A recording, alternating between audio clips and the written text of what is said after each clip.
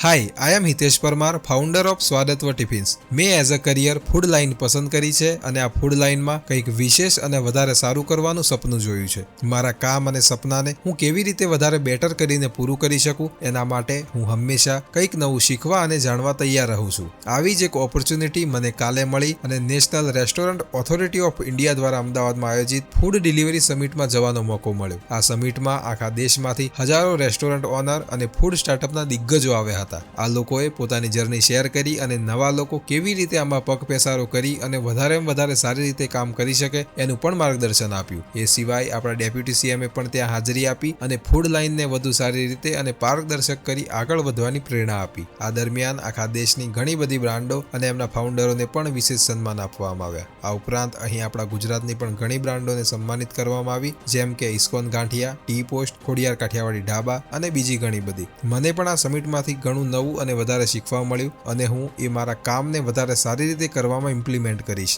અને સ્વાદત્વ ટિફિન્સને અમારા ગ્રાહકો માટે વધારે મજબૂત અને વિશ્વાસુ બનાવવાનો પૂરો પ્રયત્ન કરીશ.